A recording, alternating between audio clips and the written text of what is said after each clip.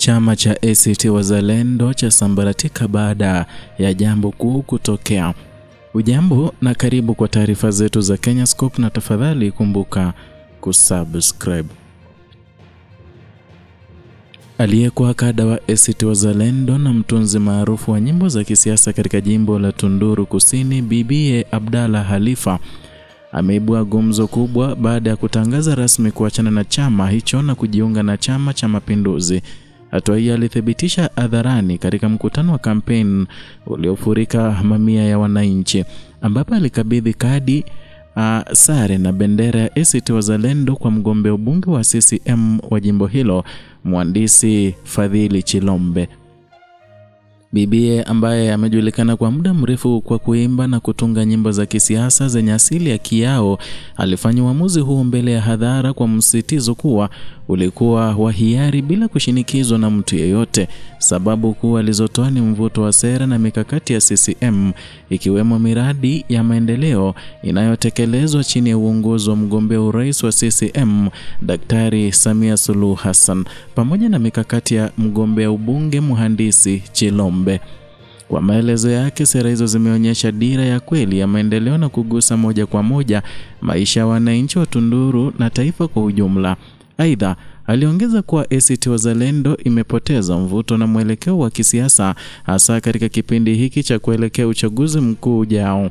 Alisisitiza kuwa hakukuwa na sababu ya kubaki kwenye chama kisichoweza tena kusukuma ajenda za maendeleo jimboni humu, hivyo akaamua kuungana na CCM ili kushirikiana kufanikisha malengo ya wananchi kwa vitendo. Bibiye pia alitaja kuwa uamuzi wake si kitendo cha usaliti, bali ni kutanguliza maslahi mapana ya jamii. Alisema CCM imejijengea historia kubwa ya maendeleo nchini na kushirikiana nacho andiko kutakako hakikisha miradi muhimu inasogea mbele kwa kasi na kwa manufaa ya wote. Mhandisi Fadhili Chilombe alizungumza baada ya kupokea kada huyo. Alieleza kwa hatua hiyo ni ishara ya ushindi wa sera na ilani ya CCM ambazo zimeendelea kuwagusa wananchi moja kwa moja. Alibainisha kuwa uamuzi wa Bibiye utatoa hamasa mpya kwa wafuasi wa CCM na kuonesha kuwa chama hicho kinaendelea kuaminiwa na wananchi wa Tunduru Kusini. Chilombe alisema chama hicho kimejipanga vyema kuhakikisha huduma za kijamii, elimu, afya na miundombinu zinaboreshwa na maisha ya wananchi yanapiga hatua. Uamuzi wa Bibiye umeonekana kama pigo kubwa kwa ACT Wazalendo kama ngome yake ya kisiasa ya Tunduru Kusini. Wachambuzi wa siasa wanaona hatua hiyo ikileta changamoto kwa chama hicho kuimarisha tena ushawishi wake jimboni humo, huku CCM ikionekana kupata nguvu mpya kuelekea uchaguzi mkuu Oktoba mwaka huu.